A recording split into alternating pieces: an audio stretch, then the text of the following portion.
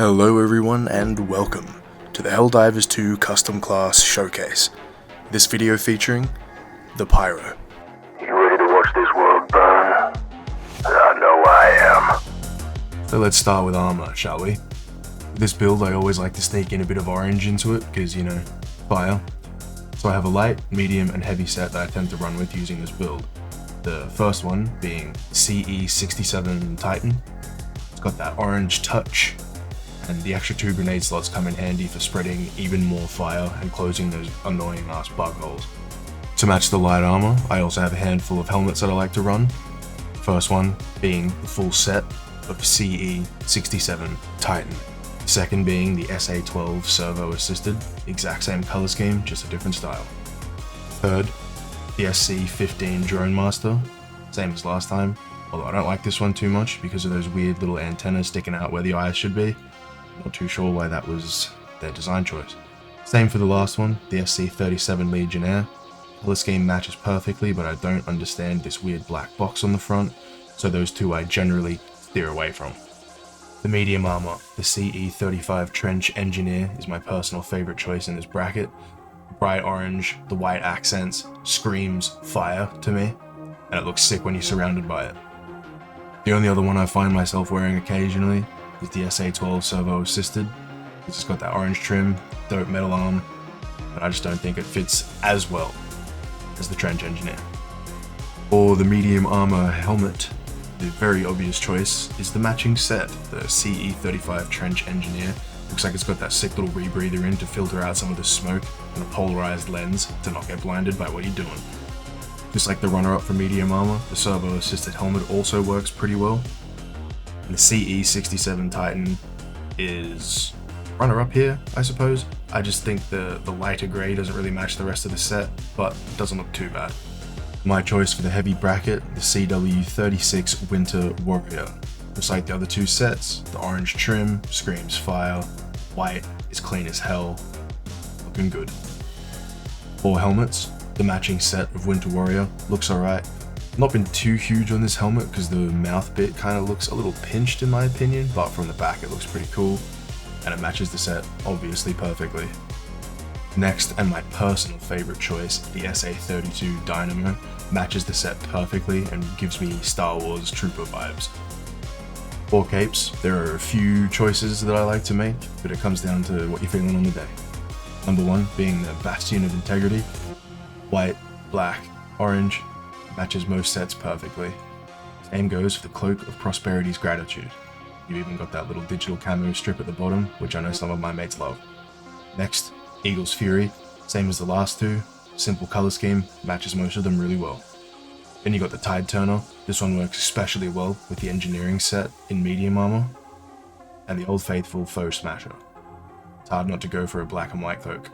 For weaponry, there's only really one right answer, and I'm sure you already know what that is, but I'm going to do a few honorable mentions, starting with the AR-23C Liberator Concussive. Color scheme works perfectly, and I guess the little explosions kind of look like fire, so always a choice. Next honorable mention, Jar 5 Dominator. Same as the last gun, kind of looks like the bullets explode in a little bit of fire when you make contact, and the color scheme works great for almost all the sets. But the only correct choice is the Breaker Incendiary. This Dragon's Breath AA12 is absolutely amazing for wiping out swaths of bugs and setting everything on fire. Unlike primaries, there's no right answer when it comes to secondaries, so just pick your personal favorite, which is why I always sit with the Senator. Nothing like having a big iron on your hip. As for grenades, I'm sure all you clever people have figured out what we're going for. So we can either go the G13 Incendiary Impact or the G10 Incendiary. I generally tend to lean more towards impact grenades in this game for instant gratification and not having to line it up and having to wait for an explosion to go off at the right time. Throw, bang, done. Now for stratagems, the bread and butter of this entire build, the flamethrower. Next to the latest patches and buffs and the ship module that also lets you buff your fire damage, this thing has become absolutely insane. Up next with another obvious choice, the Eagle Napalm Airstrike.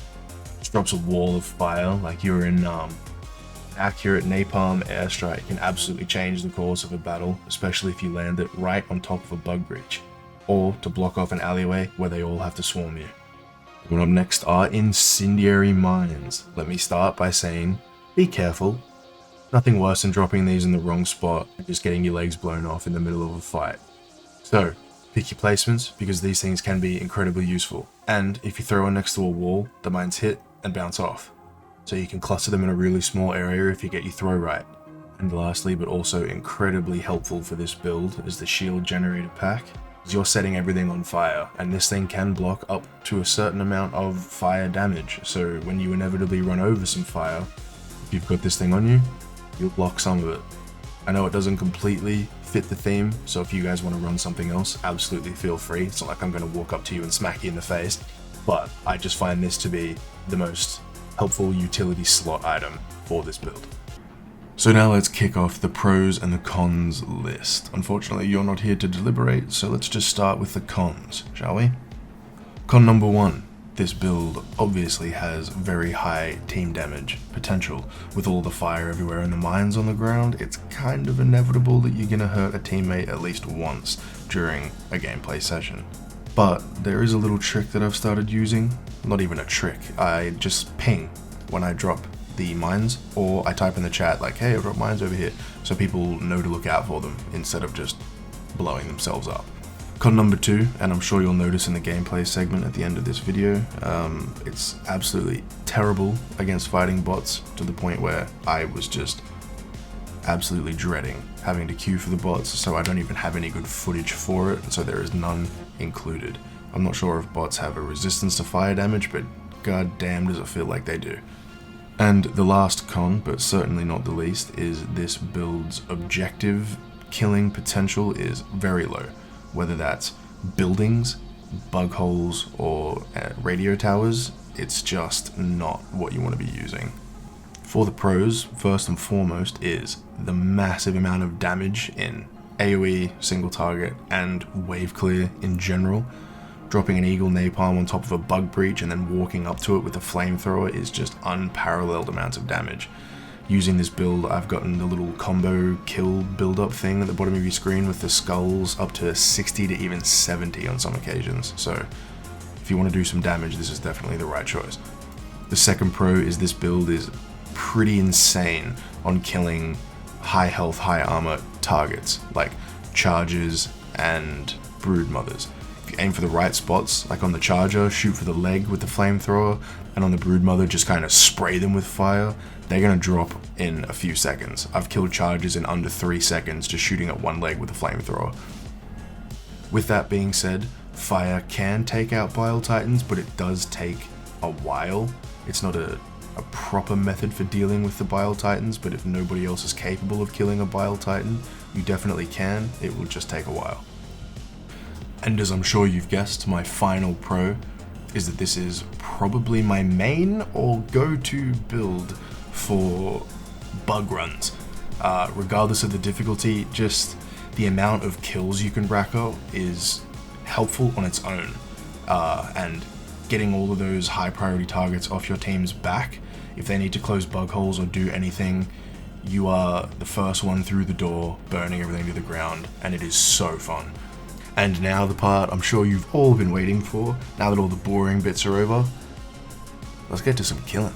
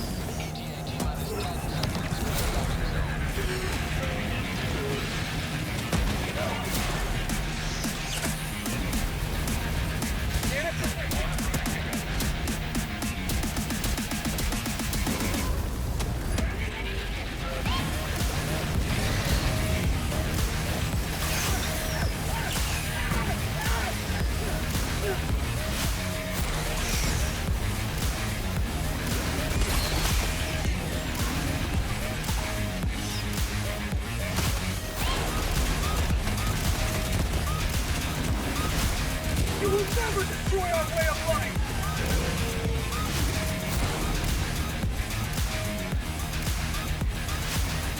Throwing grenade!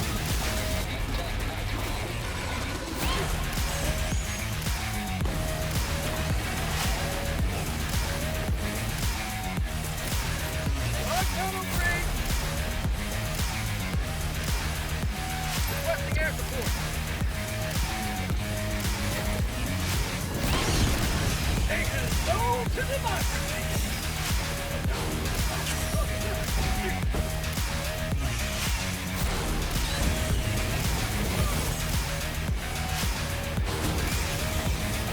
Canister's empty!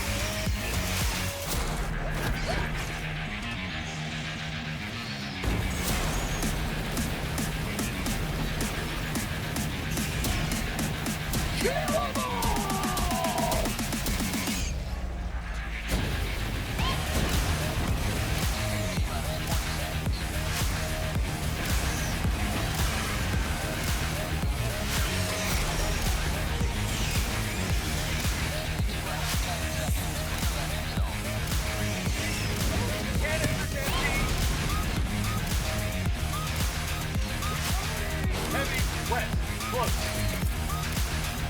Requesting air support.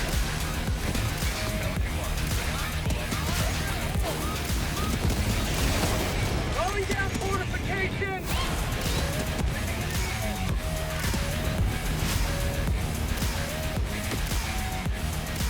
Okay. Preparing to depart. Shuttle launch in 20 seconds. Extraction complete. Beginning ascent. Lights out. Hello again everybody, and thank you very much for watching my first custom class showcase here in Helldivers 2 featuring the Pyro. Catch you next time.